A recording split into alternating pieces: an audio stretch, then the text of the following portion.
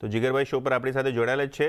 જીગરભાઈ, તમારી પાસે આજે બે ઓપ્શન સ્ટ્રેટેજી છે, વન બાય વન આપણે એને ડિસ્કસ કરીએ. સૌથી પહેલી સ્ટ્રેટેજી સૌથી પહેલા જેએસડબલ્યુ એનર્જીની સ્ટ્રેટેજી ડિસ્કસ કરીએ. ઓવરઓલ જે રીતે ડેલી ચાર્ટમાં ફોર્મેશન થઈ રહ્યું છે, એક સ્ટ્રોંગ બેઝ લાગી રહ્યું છે 500ના લેવલ છે, અને ઓવરઓલ બેઝડ ઓન અવરલી ચાર્ટ એક સારું એવું મોમેન્ટમ ગેઇન થતું દેખાઈ રહ્યું છે. એટલે આની અંદર જે કોલ જે છે 530 નો કોલ જેએસડબલ્યુ એનર્જીનો જુલાઈ મંથનો એ બાય કરવાની સલાહ રહેશે. 15 થી 16 ની રેન્જમાં સ્ટોપ લોસ 10 નો રહેશે અને ટાર્ગેટ 25 નો રહેશે.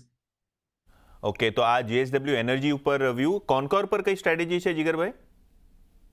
કન્ટેનર કોર્પોરેશનમાં પણ સિમિલર કાઇન્ડ ઓફ સેટઅપ છે. એક સારું બેઝ હતું અરાઉન્ડ 720 ના લેવલે. એના પછી આપણે બ્રેકઆઉટ પણ જોયો, અને કરન્ટલી એ જે પહેલા બ્રેકઆઉટ લેવલ્સ હતા ત્યાં આગળ રિવર્સલ દેખાડી રહ્યું છે સપોર્ટ લઈને, અને એટલીસ્ટ અહીંયાથી 25 થી 30 પોઈન્ટની રેલી પોસિબલ છે નેક્સ્ટ એક બે દિવસમાં. એટલે એ કન્ટેનર કોર્પોરેશનનો 760 નો કોલ જુલાઈ મંથનો બાઇંગ કરવાની સલાહ છે 20 થી 22 ની રેન્જમાં.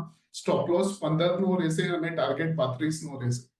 35ના કોલ ઓપ્શનનો ટાર્ગેટ રહેશે અને 22 રૂપિયાની આસપાસ ખરીદારી કરવાની સલાહ છે. 15 રૂપિયાનું સ્ટોપ લોસ અહીંયા કોનકોરના જુલાઈ ફ્યુચર્સમાં આપણને કરવાનું છે. જુલાઈના કોલ ઓપ્શન્સમાં 760નું સ્ટ્રાઇક છે. તો આ નેક્સ્ટ મંથના ફ્યુચર્સ માટેની સ્ટ્રેટેજી તમને અહીંયા જોવા મળી રહી છે.